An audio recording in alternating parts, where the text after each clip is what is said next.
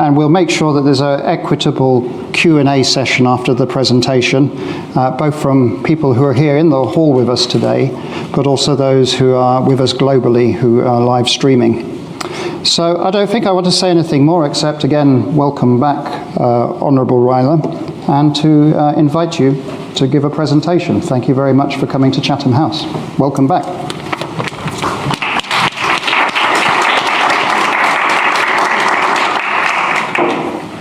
Thank you so much, Mr. Chairman, for this that welcome, and also for the invitation to come back to Chatham House.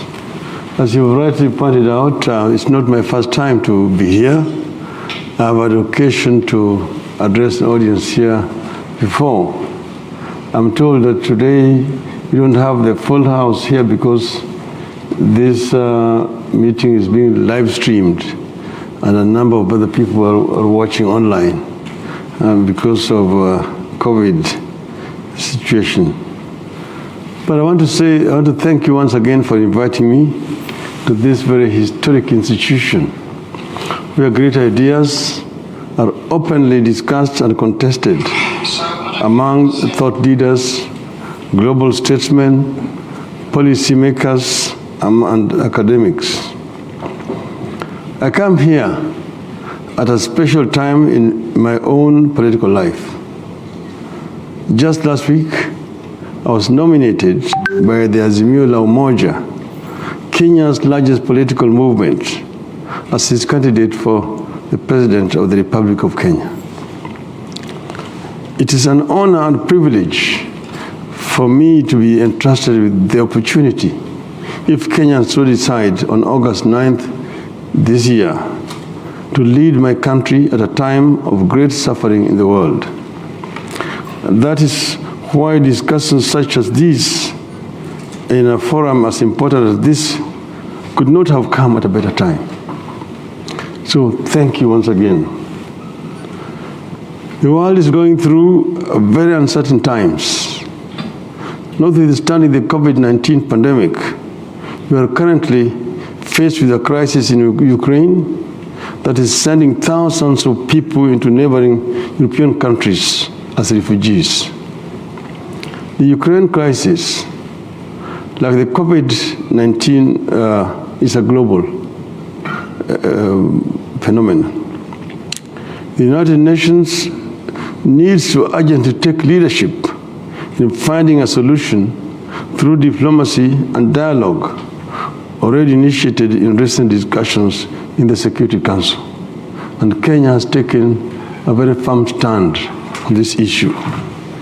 In Kenya, we stand to lose about 10 billion Kenyan shillings worth of exports to Russia as a result of sanctions.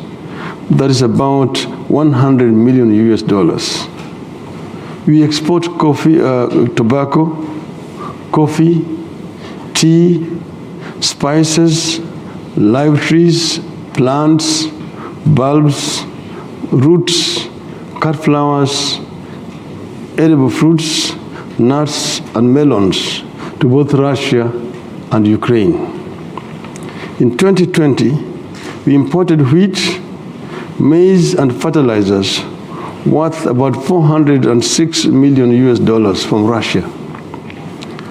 This might be equally adversely affected by the sanctions and the disruptions of war at a time our economy can hardly afford such a stress.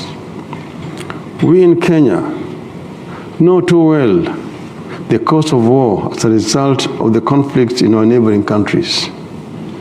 Our interventions in Somalia, necessary as it is, has been very expensive to us. It is estimated that we spend at least 2.8 million US dollars per personnel costs alone, on personnel costs alone.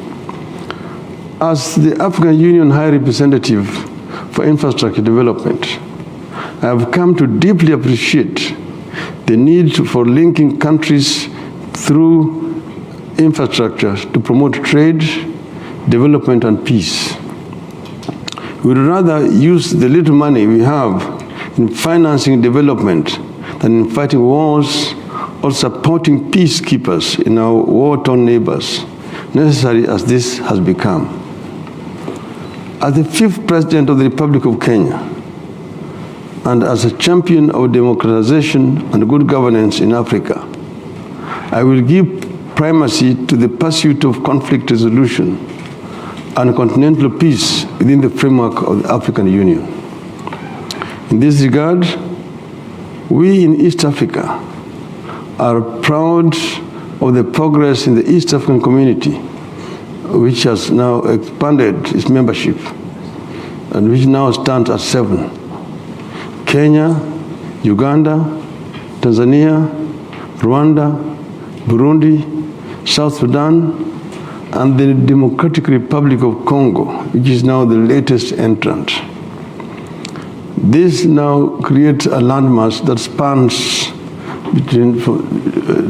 from the Atlantic Ocean to the Indian Ocean. In the middle of COVID-19 pandemic and its impact on our economies, the world needs multilateralism more than ever before. We saw the need for multilateralism when the COVID struck. The real scandal about the global response to COVID-19 has been the vaccine inequity, or what has been called vaccine apartheid. Because of the international outcry, these inequities are now being addressed. I want to personally express my appreciation for countries, especially the UK, Europe, and the US, for addressing vaccine shortages in Kenya and in Africa. However, we need a more structural solution to vaccine inequity to avoid the recurrence of what has happened with COVID. Vaccine manufacturing capacity in Africa is urgent, as is the licensing of vaccines for local production to expedite the vaccination process continentally. And here we are happy that Kenya has now signed an agreement to be able to have vaccines produced locally in Kenya. Multilateralism will also save us from senseless conflicts like the one we are currently witnessing between Russia and Ukraine. I must say that wars of aggression against sovereign states violate the cardinal principles of sovereignty and the inviolability of borders of a state.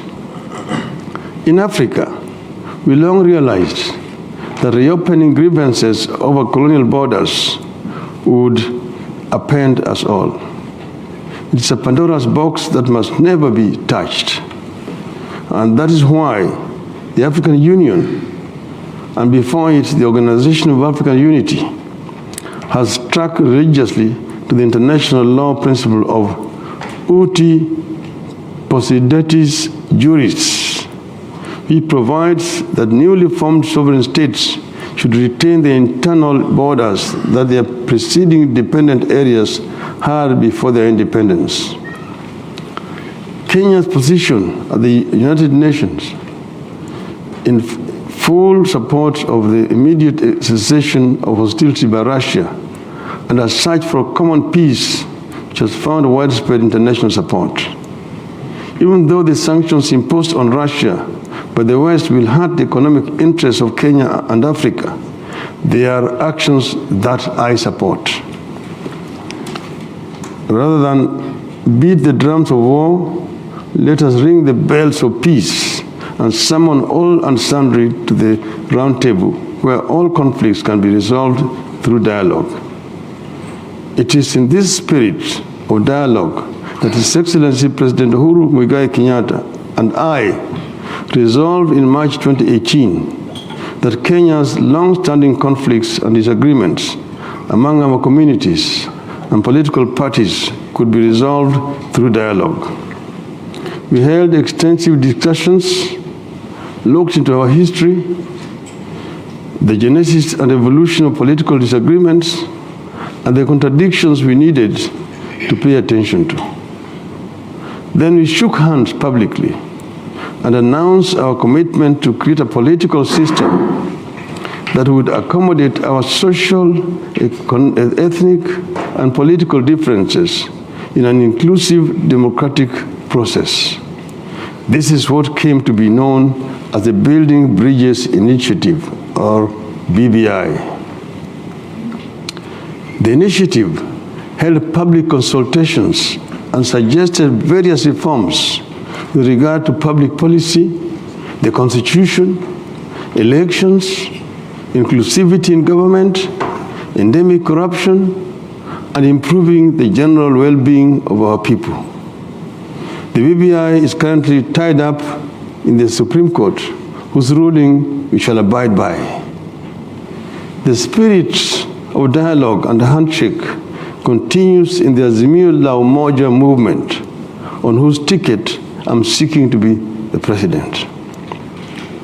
Azimio is a broad national democratic movement which puts premium on our national unity, inclusive development, and transparent and accountable use of public resources. I am convinced that our Constitution still needs some reforms. For example, a candid look at the relationship between Parliament and the Executive is urgent.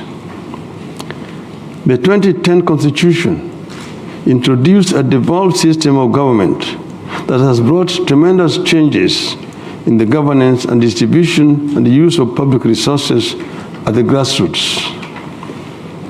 Devolution is here with us to stay.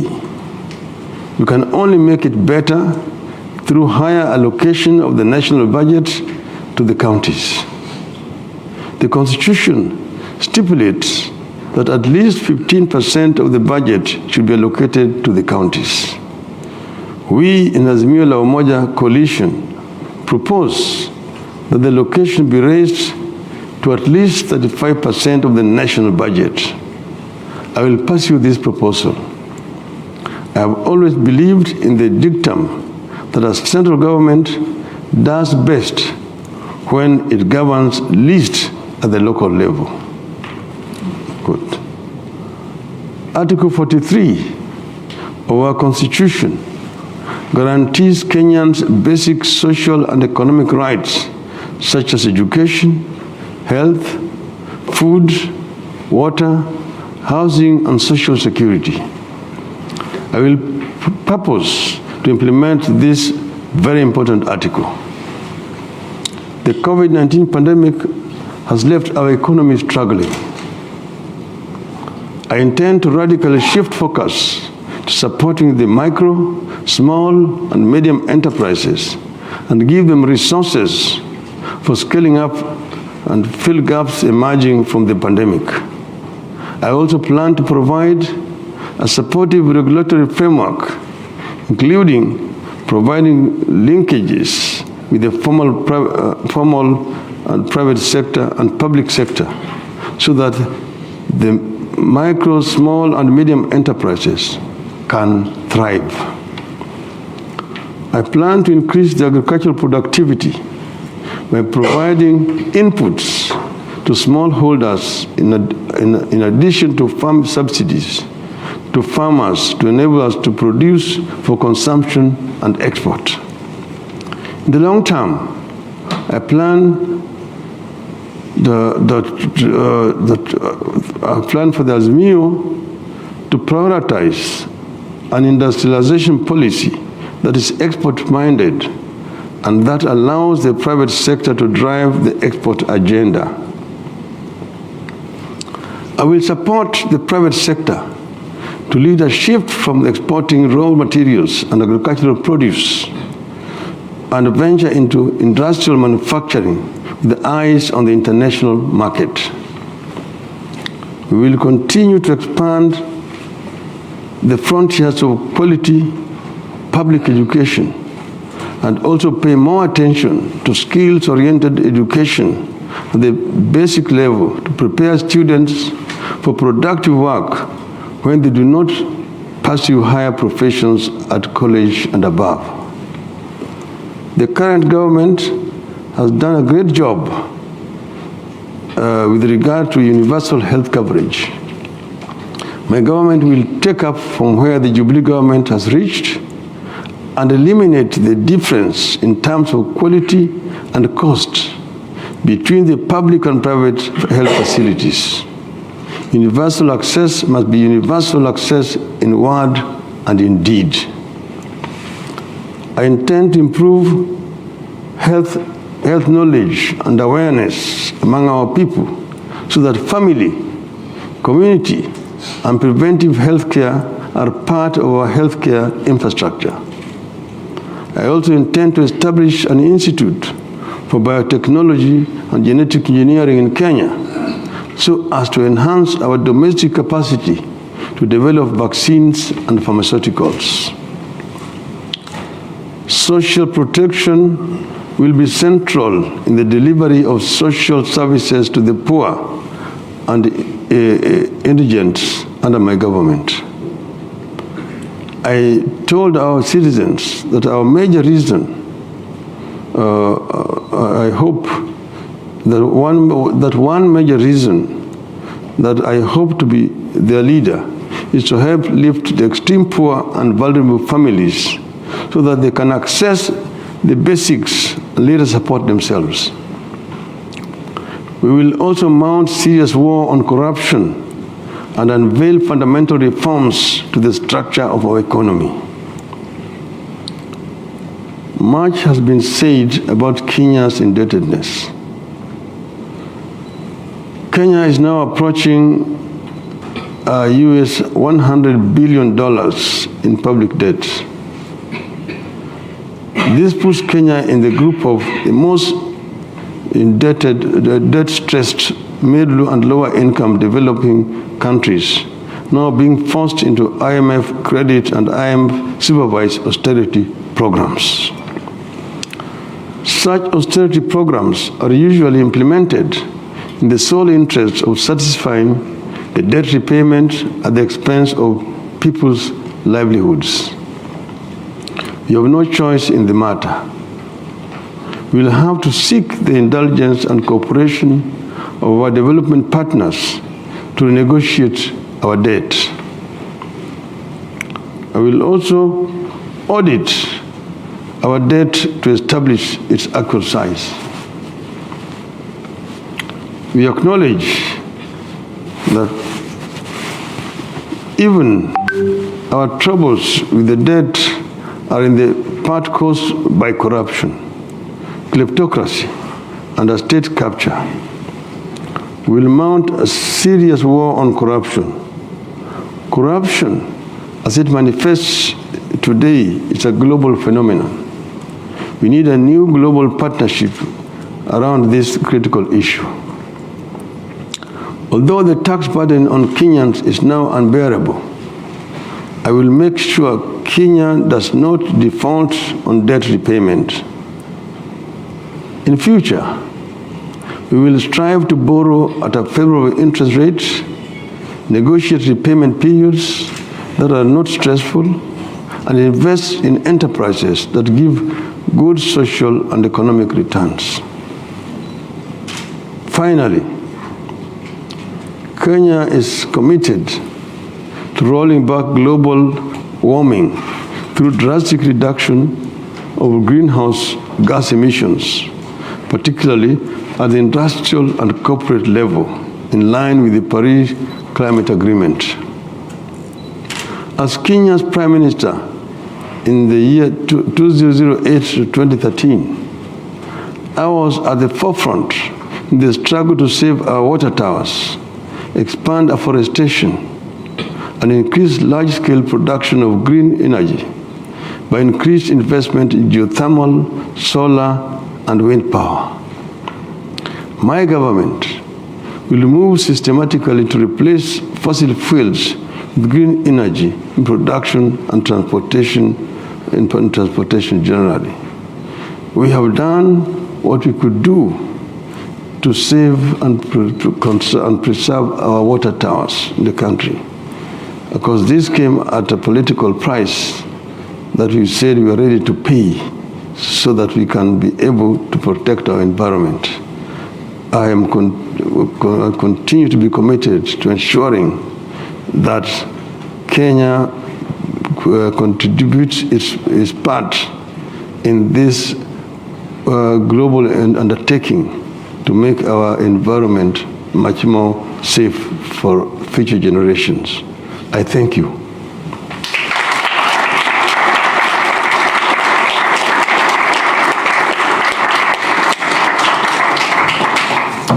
Thank you very much, Right Honourable Raila Odinga, for laying out your vision for Kenya if you get elected president in August.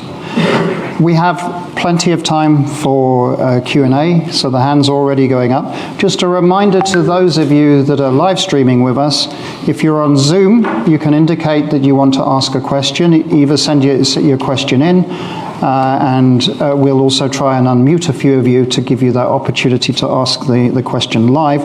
My apologies if you are on our live stream and not on the Zoom platform, you're not going to be able to ask a question, but I hope you're enjoying what you're seeing, and do tweet if you want to. So let me go across the room now, and the hands are up, so I'll take a cluster of questions. Honourable Raila, the gentleman there. Yep, you sir, please introduce yourself and ask your question. Just one question, please, because we're going to get plenty. Thank you very much, Right Honourable Raila Odinga. My name is Fred. I teach political science at King's College London. And who you are? My name is Fred. I teach political science at King's College London. And my question is regard to your program for the middle class in Kenya, because your opponent, William Ruto, has this bottom-up approach about the poor. You also have this welfare program for the poor, but nobody's talking about the middle class in Kenya who have to pay the taxation to take care for this program. So what exactly are you going to do for the Kenyan middle class in terms of improving their welfare? Thank you. Okay, don't worry, we're going through the room. You, sir? Yeah. Afternoon. My name is Julius Baluto. I'm a broadcast journalist here in the UK. Prime Minister, my question focuses on the youth and the future of... Julius Baluto. Okay. Go ahead. Yeah, my question focuses on the youth in Kenya and the future. Prime Minister, a lot of developing countries, they do have what we call innovation hubs scattered across, whereby if a child has a brilliant idea, they take it there, and then government kind of supports that to keep innovating. I know Kenya is very innovative. With M-Pesa, for example, is taking, money transfer to the next level in Kenya. What are your programs like when it comes to help youth in terms of innovation? Thank you very much. And let's go right over, but one question, please. Yes? Guaranteed? Yes. Okay, go ahead. Nice to see you again. Thank you, Right Honourable. Welcome back to London. My question is regards to your agenda. My name is Wekesa. I also teach at King's College London. My question regards with your agenda point number 10, and that's you speak about administrative continuity, and you've touched on corruption. Your brother, President Kenyatta, admittedly that he couldn't do anything about corruption. And you've been at the forefront of condemning corruption, from saying Kenyatta stole the Eurobond. I wonder, what will your government do if you're going to continue with the same administrative in terms of fighting the same corruption with regards to the Panama Papers, the Pandora Papers, the KEMSA COVID billionaires? Like, what's different are you going to do? And does administrative continuity mean also inheriting the lethargic fight against corruption? Thank you. Thank you very much. We're going to take those three and then we'll come back. So I'll do another round in the hall, and then I'll go for a live stream after that, and then I'll come back to you. Please go ahead.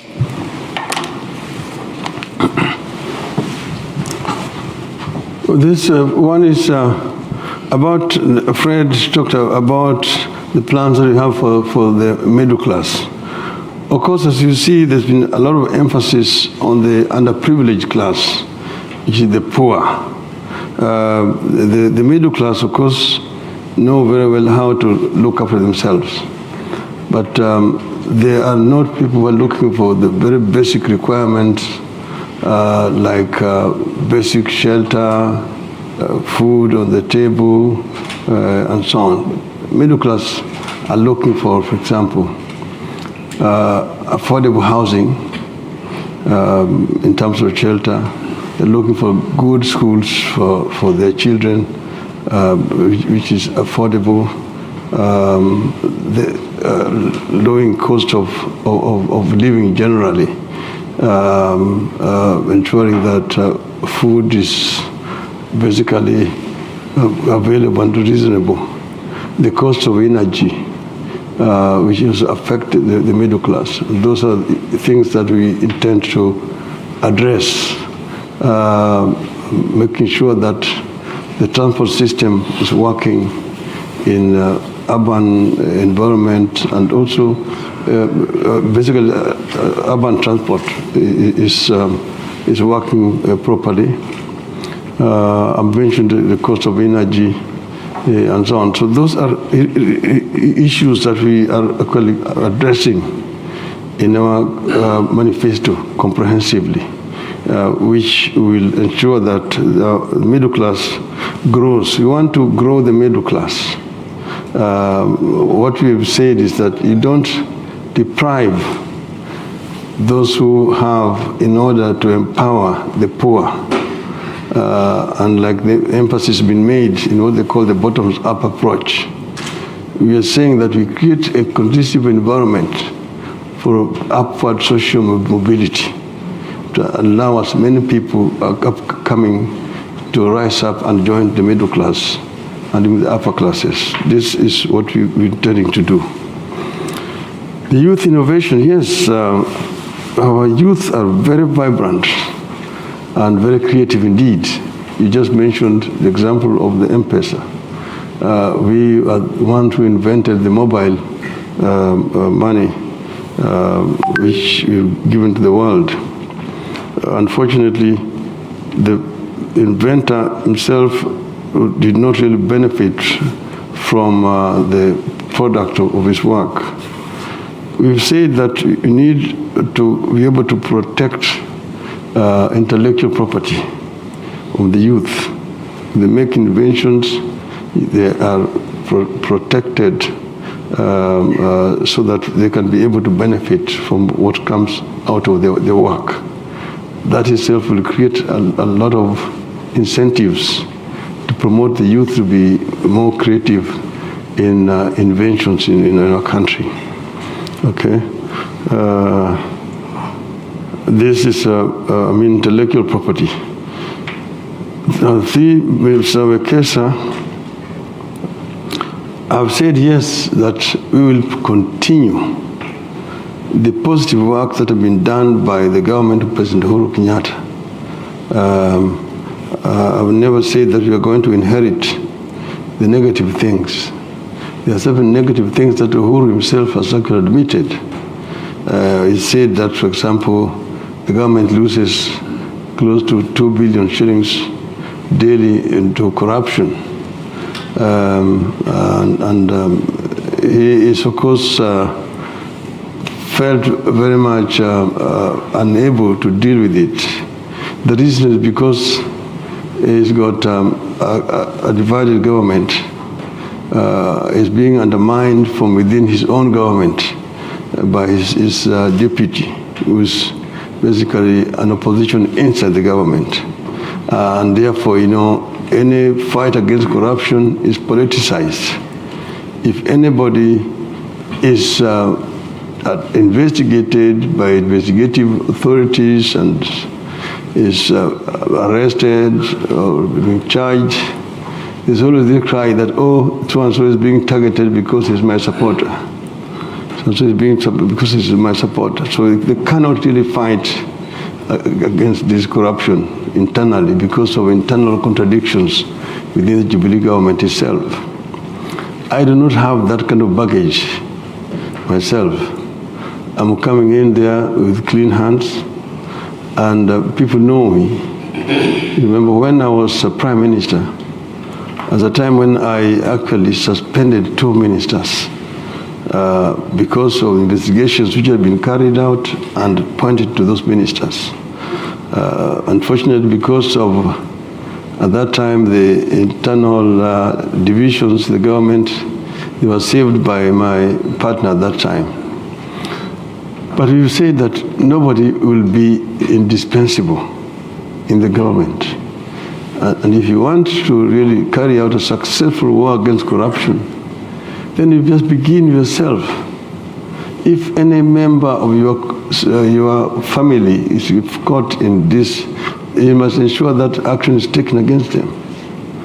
I give an example of Kagame, whose own brother was arrested and imprisoned, and he would go to visit his brother in prison and just tell him, sorry, but this is where you belong.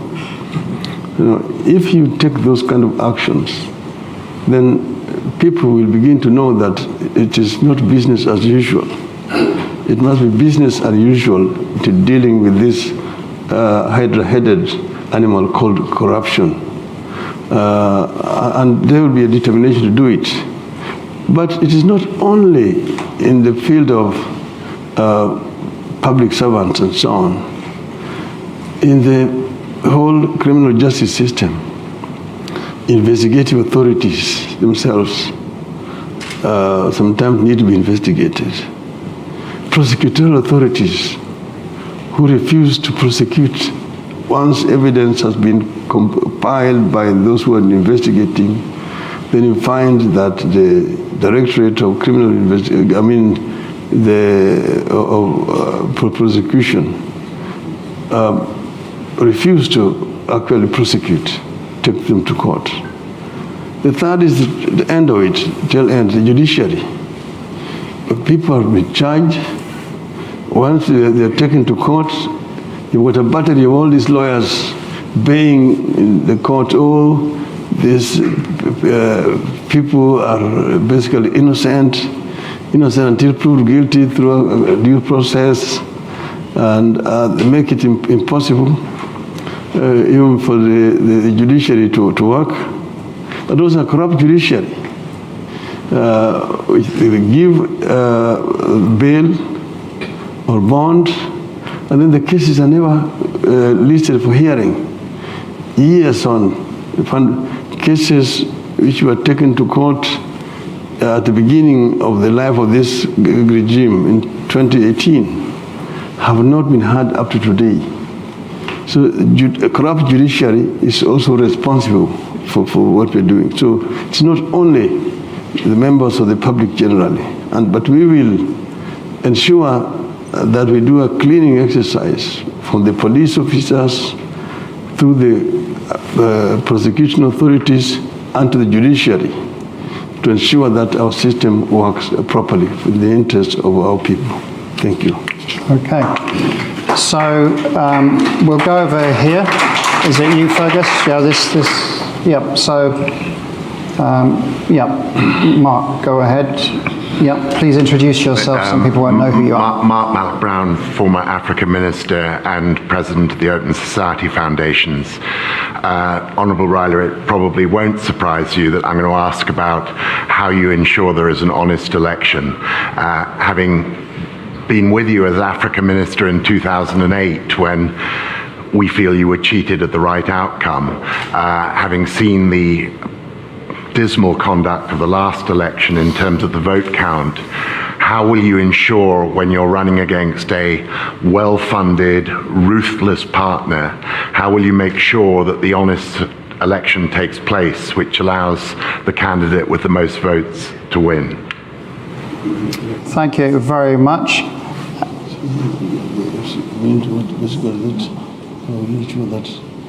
How will you ensure that you will win in a fair way, given the complexities of Kenyan politics?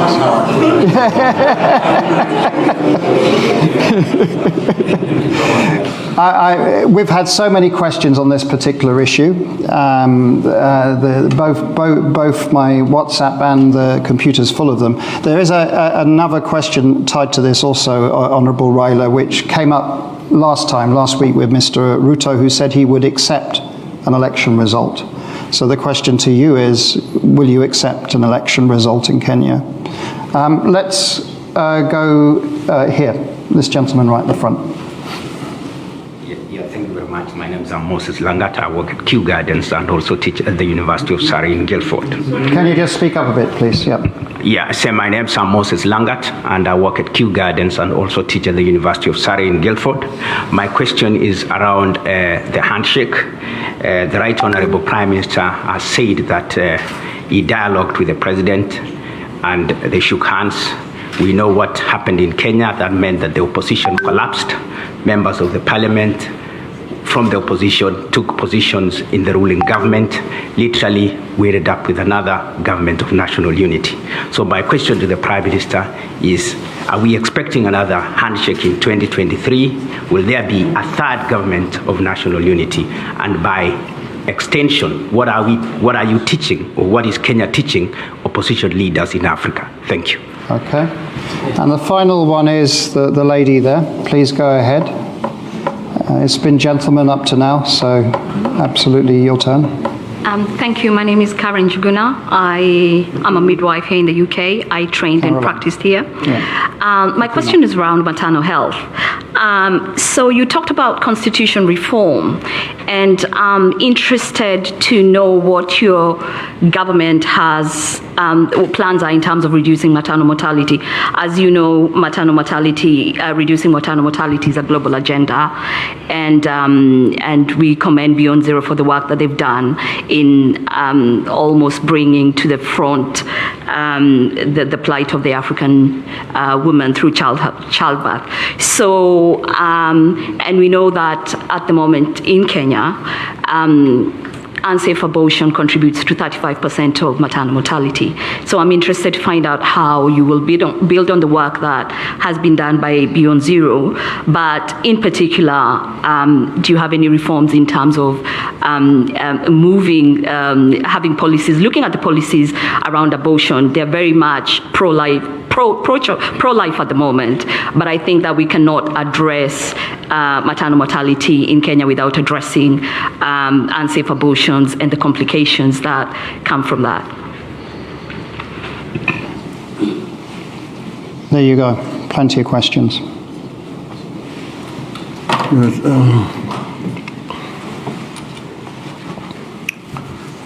to answer my friend up there. So, Brown, how do I ensure the win?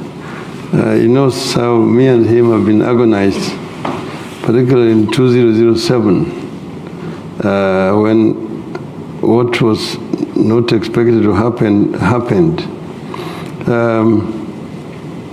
It has been a long road, as you know. Following the 2007 Bush elections, because Kenya has paid a very heavy price in terms of loss of life that resulted. And we had said that never again will that happen. Unfortunately, the subsequent experiences have not been very much different. We set up a team at that time, the Kriegler Commission, to investigate what happened. And they came up and said that one of the reasons was the manual transmission of results, which enabled the people to interfere with the outcome, and recommended that Kenyans should go electronic. Unfortunately, the results with this have not been very pleasant. Remember what happened in 2013, and we contested the outcome at that time.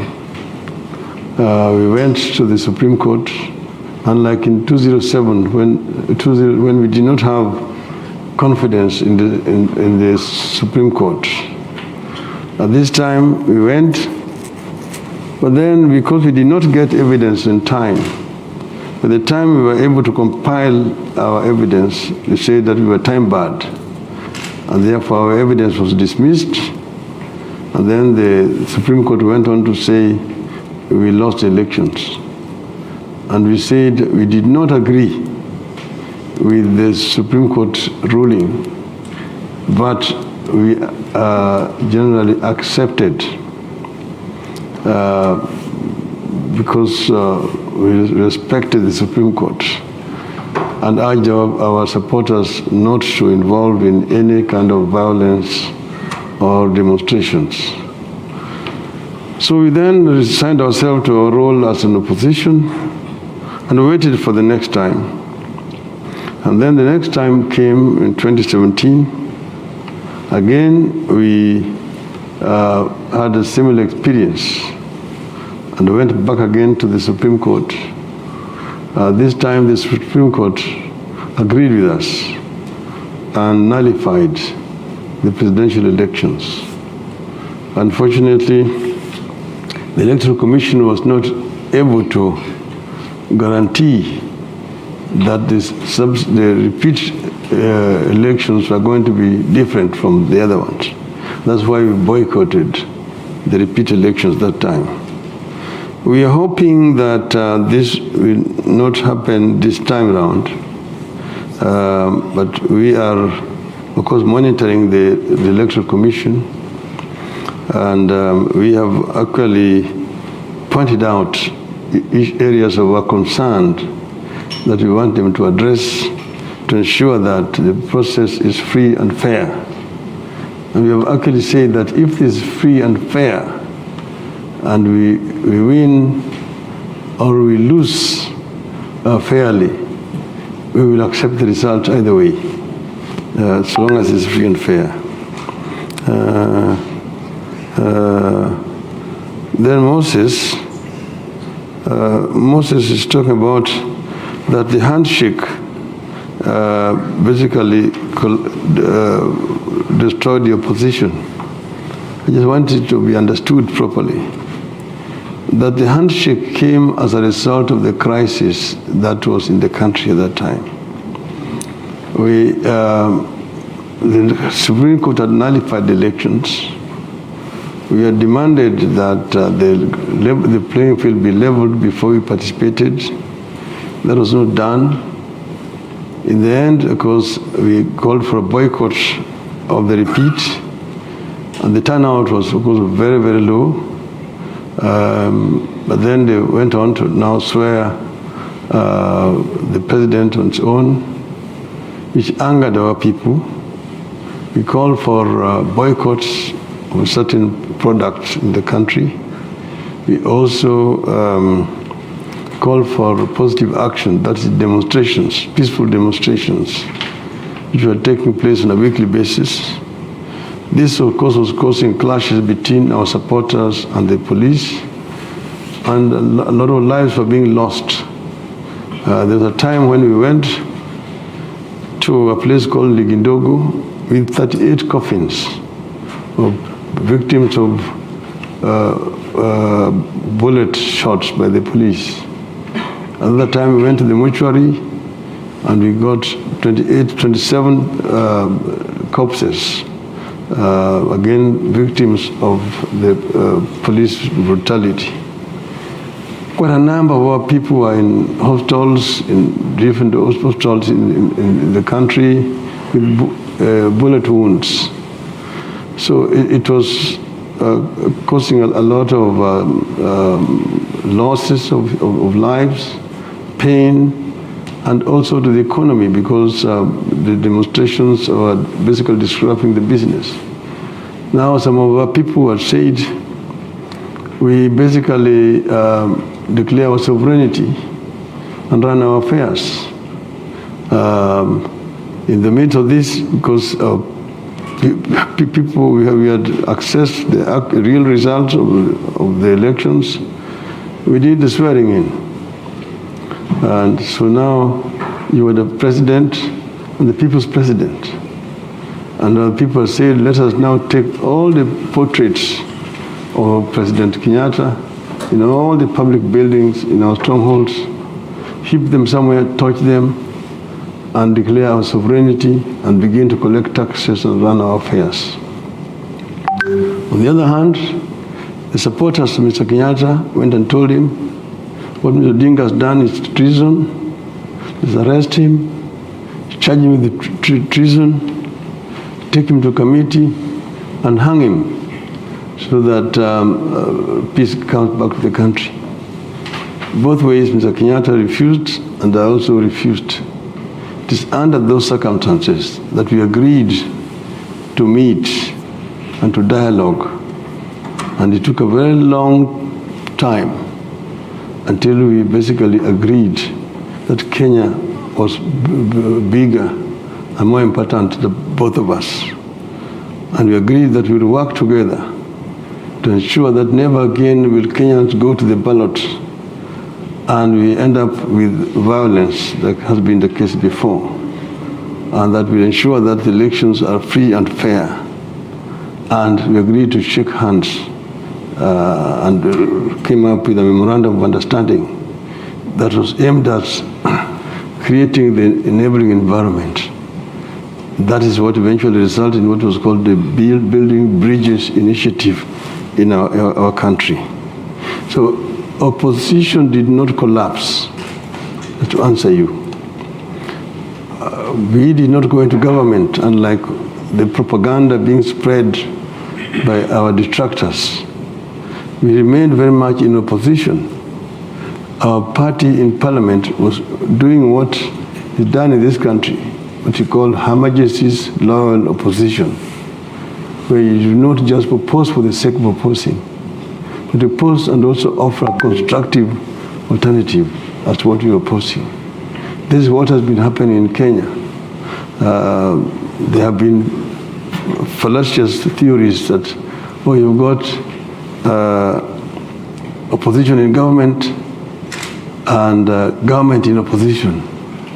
Nothing could be further from the truth, because that so-called government in opposition is living in officialdom.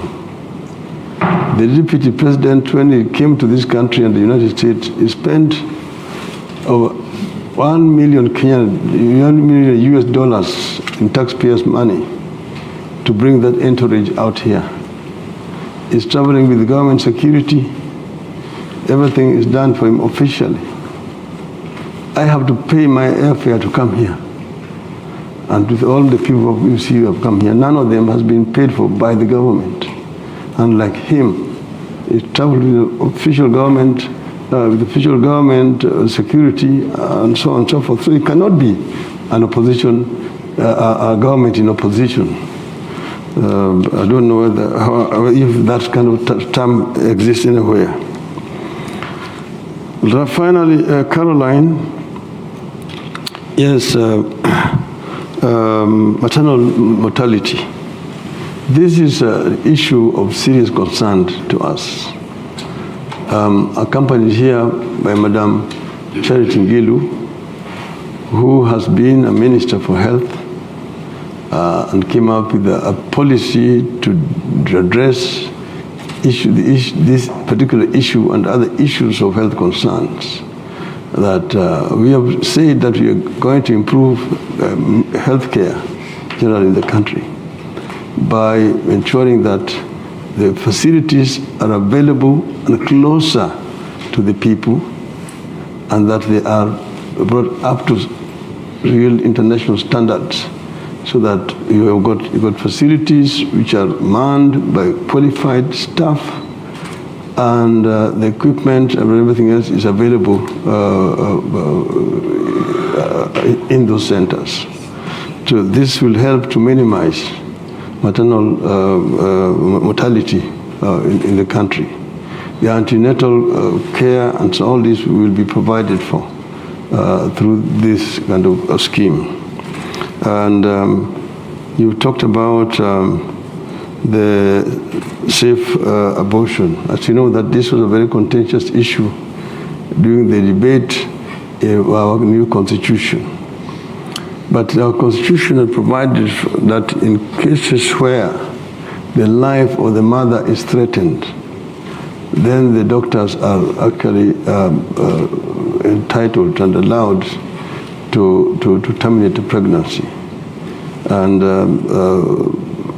just like general maternal mortality rate, this will be done as in the centers that we are intending to provide. We're closer to the people, so that we can save life, and minimize death through pregnancy. Thank you. So I'm now going to go for some of our virtual audience, and then we'll have one more round from you here in the hall, and then we'll finish, I think, the way the clock is going. So the first question is one, Honourable Raila, I'm going to read out, which is from Dr. Saleh, and he says that he assumes policy change includes foreign policy, and he's asking, could you please comment on your stance towards democratization and good governance in Africa in light of coups in Sudan, Mali, Burkina Faso and Guinea? And what do you think is the role that the African Union and IGAD should play? He also asks, what's your vision for the East Africa Federation, which is a question that was asked to Mr. Ruto last week also. So that's one question. A second question is from Madalena. I think we're going to be able to allow her to ask the question live. She's in Rome. Is that correct, Fergus? Are we going to have Madalena? Yeah. Yeah, Madalena, great. Please introduce yourself, ask your question. Thank you very much. Yeah, thank you. Thank you very much. Thank you all. I'm Maddalena Procopio. I work for ENI Energy Company. I'm based in Rome. Honorable Raila, you mentioned the importance of for Africa of accepting borders. And I was wondering, how do you see the maritime dispute, border dispute with Somalia to play out? The International Court of Justice ruled mostly in favor of Somalia, but Kenya did not really accept the ruling. What next? Thank you. Thank you, Madalena. At this stage, I want to just introduce you all to our Common Futures conversations. So our next questions will be from two young members of Chatham House's Common Futures Conversations project. For your information, Honourable Raila, the Common Futures Conversations project is a centenary initiative of Chatham House using a bespoke online platform to provide space for young people in Africa and Europe to share perspectives on key global issues and engage with policy makers. We've received a large number of questions on a range of issues for today, and in the interest of time, we've selected two who will pose the questions directly to you via Zoom. But with your permission, I just want to read out one of the questions because I think there's some technical difficulty, and we'll invite the second to ask the question live. So the first question is Brian Odi, and Brian's question is, Kenya is one of the countries that has been greatly affected by climate change. We can see the effects of frequent droughts and floods all over the country. What are your plans to fight climate change in the run-up to COP27 and beyond? So that's one question. And then the second question is from Mikiel Nyamweya. So Mikiel, we're going to ask you to ask your question live. So Mikiel, please ask your question. Thank you very much for this opportunity. My name is Mikiel Nyamweya, and I'm a foreign policy analyst and a CFC member based in Nairobi. Now, my question directed at Right Honorable Raila Odinga relates to foreign policy, and it is said that foreign policy is an extension of domestic policy. Now, we see that foreign policy under His Excellency, the President Uhuru Kenyatta, has been seen to be assertive and pragmatic during his tenure as president. Now, in the previous event held by Chatham House, His Excellency, the Deputy President William Ruto, actually pointed out on galvanizing peace amongst Kenya's neighbors, especially Somalia, Ethiopia, and South Sudan. This may now hint at the fact that he may have a more, regional outlook. Now, in this case, knowing very well that foreign policy changes with change in heads of state due to personality, what is your foreign policy agenda? Will you sustain the assertiveness displayed by Kenya's foreign policy over the last 8 years in your capacity as the individual actor in foreign policy that is, or is the same likely to undergo a sharp reversal? Thank you. Thank you, Mikiel. So two foreign policy questions, basically, and one on climate change also.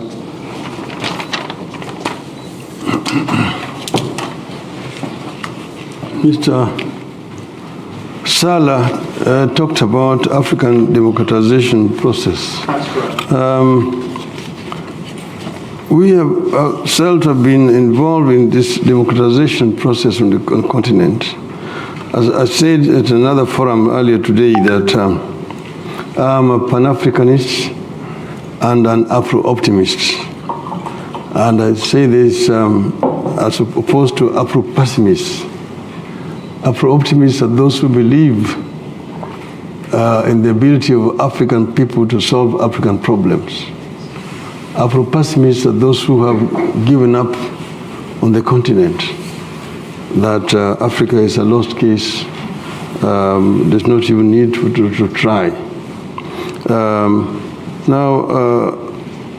The African democratization process has been as old as Africa has been independent. There have always been two forces pulling in two opposite directions. In the 60s and in the 70s, of course, following the African independence, the two schools of thought had arisen. Those who are talking of Pan-Africanism and African unity were led by then Kwame Nkrumah. And those who say that Africa can only develop if it was united. They're talking about United States of Africa. Then those who say, no, you need to be gradual about it. The gradual is first to talk about regional cooperation, regional integration before you come to Pan-African government. That is how the OAU at that time was divided.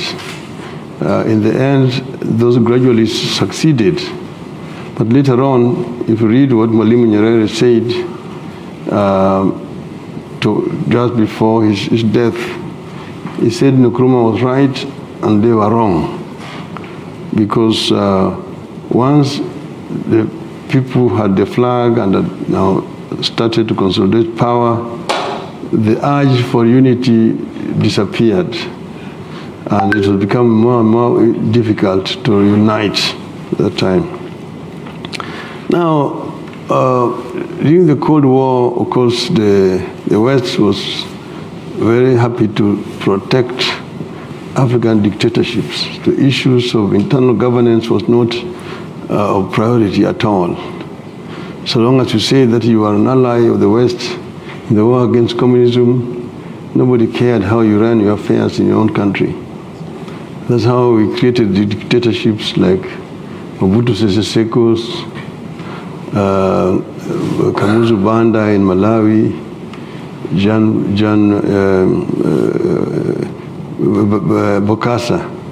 Del Bokassa of Central African Republic, and so on. Military coups then became order of the day in the continent. It was not only after the fall of the Berlin Wall that the window of change began, that started in Eastern Europe, also found its way into the African continent. And that's what brought down the military regimes and the single-party dictatorships on the continent. Multipartyism then emerged on the continent of Africa. Now the West began to apply new criteria, new vocabulary were invented: transparency, accountability, and good governance in the internal affairs. So multipartyism came, and military regimes went away. Then term limits were also introduced into new constitutions which were being created on the continent. This has seen market growth on the continent, whereas before this, most of African economies were basically dependent on aid, which continued to impoverish the continent. The new governance changed things, and we began to see positive rate of growth on the continent. Unfortunately, we are seeing some kind of reversals of the gains that have been made on the continent. The last few months or years have seen the emergence of the military men on the continent. Just last year alone, we saw coup in Mali, in Guinea, in Chad, in Burkina Faso. Of course, it's a concern to Pan-Africanists like ourselves that there's a reversal. Now, what will be the cause of this? maybe those who have taken over, who have been in charge, have not been governing very well. Some of them we've seen revising the constitutions to do away with term limits, which had been created in the days of the reforms. So we need to do an introspection as to the causes of this reversion that we are seeing on the continent, and we hope that it is reversible. About my position, that first we believe in East Africa, East African community, as founded by the founding fathers of our independence. But they actually envisioned not just a community, but a federation. Mwalimu Nyerere, Mzee Kenyatta, Jaramogi, and Obote are talking of East African Federation. I will want us to work towards creating a federation where we can remove the borders so that there can be free flow of people and goods across our borders. And this will make the community a very vibrant economy on the African continent, because now the DRC has joined. You are talking about over 300 million people population with a lot of resources. So that's what I would say about the community. Madalena, Kenya-Somali border. Yeah, this is a contentious issue. Kenya and Somali, are neighbors, and we enjoyed good neighborly relationship until the turmoil in Somalia started. We have not had a stable regime in Somalia for over 30 years today. This is really the cause of the crisis we are having, because we cannot really negotiate equitably with the regime that does not even have proper legitimacy. That issue of the border between Kenya and Somalia does not need to be contentious. It is an issue that does not even need to go to international courts of justice. It can be dealt with within the context of either East Africa or the African Union. An amicable solution can actually be found to that problem.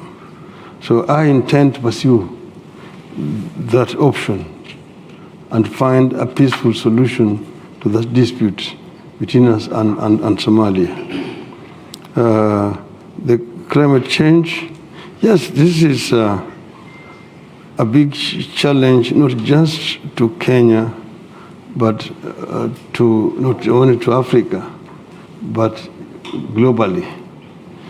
Africa, of course, is more of a victim than the offender in this regard, because our emissions are very negligible compared to the big offenders in Europe and in Asia.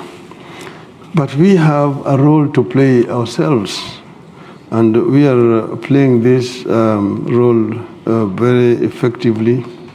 We've seen, for example, our policy on plastic waste, the issue of conservation of the environment in terms of our water towers, afforestation measures that we are taking, going green in terms of energy generation, because right now we are really trying to go the geothermal, solar, and wind.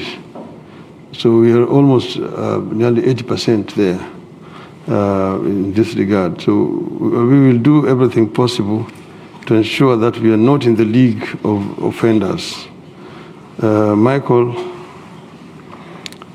our foreign policy first is to create a very friendly relationship with first our neighbors and cooperation within the East African community, then to also play a role in the African Union. At the moment, as you know, I am the African Union High Representative on Infrastructure Development. That has given me an opportunity to move across the continent and establish contact with leadership around the entire continent of Africa. We want to create a friendly relationship among the African countries. We, of course, will not be neutral when it comes to aggression and violation of national integrity or sovereignty. Like, as you know, Kenya has been very firm at the UN Security Council on the issue of Ukraine. The invasion by Russia on Ukraine stand condemned by Kenya and most of the peaceful international community. That is where we are. So we will not be mentioning words on issues where violation of fundamental human rights are concerned, irrespective of where it is happening. We will be taking a very firm stand, generally. I think I'm done. Thank you. Yeah, you are. So what I'm going to do is just 2 questions, because we're on time. We haven't had anyone from this side of the room. So gentleman there, yeah, you, sir. And this extreme side of the room here, there's not many of you sitting, but do any of you want to ask a question? This is your chance. No? Patrick Smith, you don't want to ask anything? But anyway, please go here first. Sean Curtin, Chatham House member. What is your attitude towards Kenya's debt to China, which is quite considerable? You have mentioned Pan-Africanism a lot, and that Chinese debt is definitely a Pan-Africanism problem. Thank you. And what was your name? Sorry, Honourable. It was Sean Curtin. Sean, okay. No questions there? Doesn't matter then. The gentleman right here in the front is the last question. Yeah. It's coming. The microphone's coming. Okay. Just one question, please. Yeah, my name is Abdul Mohammed. I'm a local London politician, British politician, and I'm a member of the diaspora. What I wanted to ask was that last year the diaspora remitted something like about $3.7 billion to Kenya, and is forming a substantial part of the economy of Kenya. Yeah. And the diaspora hasn't felt very included in the programs that the government is running. And as a member of the diaspora, I feel that the diaspora members would want the Kenyan government to be more involved with the diaspora to encourage us, because we've got not only the money but also the talent. And I wanted to find out what ideas you've got in getting that talent much more involved in the battle against poverty and upraising the standards of living in our country, in the country. Great. So those are 2 questions. I have one for you myself, but I'll ask it right at the end. Please, Honourable Raila, if you answer those 2 questions.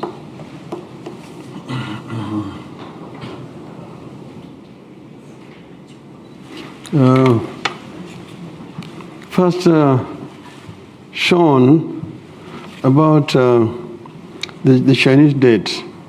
I think I got you right. This is the question is always asked about China and China's intentions. And I say that it's really not China, it is those who are negotiating with China. Because for a long time, it was very difficult for African countries to undertake certain major infrastructural development because of lack of capital. And when at that time they were all just dependent on the West, particularly Bretton Woods institutions, the World Bank, the IMF, and bilateral donors at that time.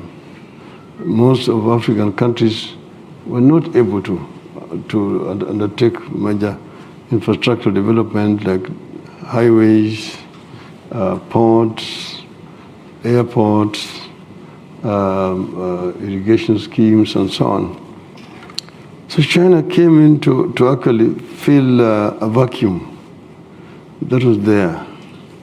And obviously, of course, China is not doing it out of charity.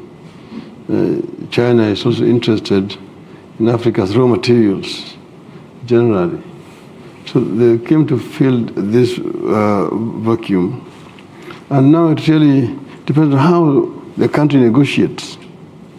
Because they're not applying a blanket solution or terms across the continent. It depends on how you negotiate with the Chinese. If you don't have strong, tough negotiators, they will of course impose the terms on you. If you are desperate, beggars cannot be choosers, as they say. So in my view is that African government must actually negotiate favorable terms with the Chinese. And if you're uncomfortable with some of the terms, you renegotiate. Put it back on the table and renegotiate. Or find somebody else who can be able to buy out the Chinese, in my view. So I don't think that China is the elephant in the room here. I think it's wrongly put there where they don't belong. Abdul Hamid, there's the diaspora. I agree very strongly that diaspora is making a very strong contribution to Kenya's economy through remittances back home, which helps our foreign exchange reserves. I have been very much involved in trying to respond to the request of the diaspora. I remember when we started with the diaspora, I was talking about dual citizenship, which was not allowed. We pushed it against a lot of opposition and got it into the constitution that you can have your British citizenship here, but you can still also retain Kenyan citizenship. That, I think, was a major achievement. And we are also now trying to see that diaspora can invest in the country and that the investment will be protected. You know, like we're talking right now, for example, about massive housing development. And we want to create a situation where the diaspora can invest in housing while they stay wherever they're staying. And we actually intend to now set up a desk in the Ministry of Foreign Affairs that is just going to be dealing with diaspora matters, so that if the issues are concerned can be addressed effectively and fast enough for the diaspora. And if they want to invest in the country also, they are given proper information as where the opportunities are, where they can invest back in the country. We want to enable Kenyans to just do like what they do in Israel. You see, the Israeli Americans, or whether they are here in this country, they can invest in Israel at very favorable terms. I see no reason why we cannot do that with our own diaspora back at home, because it is the investment that we require. It does not hurt anything else, it helps our economy. And therefore, we will do it. Thank you. Thank you very much, Honourable Raila. I had just one final question. You have an important meeting this evening. You're going to the Emirates Stadium to watch Liverpool play Arsenal, or Arsenal-Liverpool. What's going to be the score?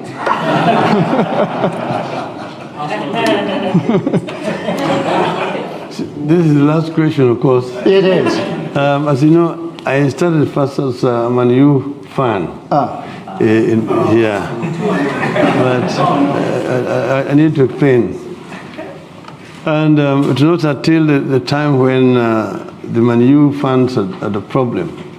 Remember, because of violence, that they were banned by FIFA, and Man U was playing in empty stadia for 1 year. That's when I migrated briefly to Liverpool, and then eventually found my way to Arsenal.